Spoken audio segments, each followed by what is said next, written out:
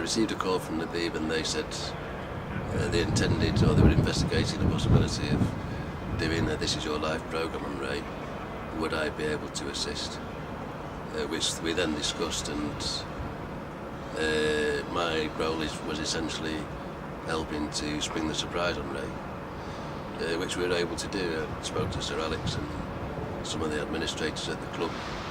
And we had a small cafe in those days, and next door to that was a small museum. These days, very much bigger scale altogether. So we were able to go from the cafe into the museum area on the pretext of having a meeting, then a quick nosy round, and then from behind some of the cabinets came the boss and some of the players and all that kind of thing, and the trap was sprung, as it were. So, I mean, they could see the complete disbelief on Ray's face at the time. I can still see it, because he genuinely could not believe it was true. And then to go through the process of getting to the studio and then the party afterwards, you could tell that it was just completely surreal. He'd been involved in getting his private pilot's licence, even a commercial pilot's licence in the States. He did different things for charities. And he had certainly a significant interest in Man United and being an integral part of Mudsa. So he was very motivated. Well, he was extremely proud of his Red Book. He deserved it. He did a heck of a lot.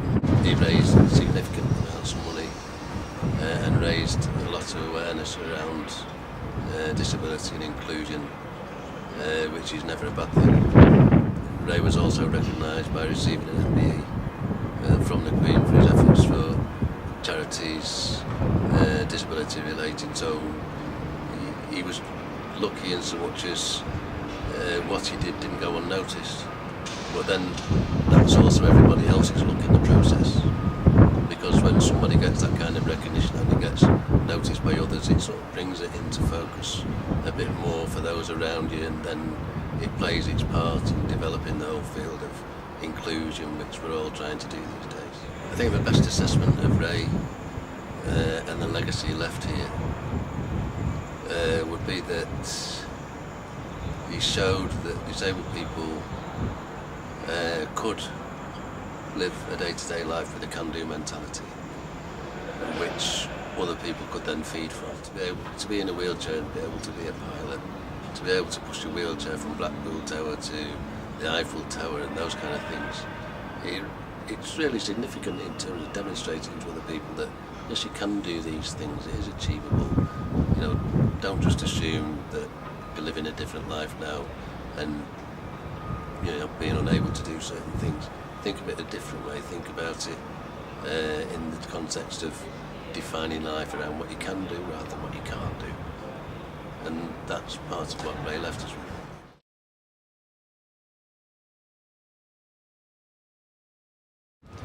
Yeah, I think Sir Matt was one of those exceptional characters in the same way as you would say that Sir Alex is now.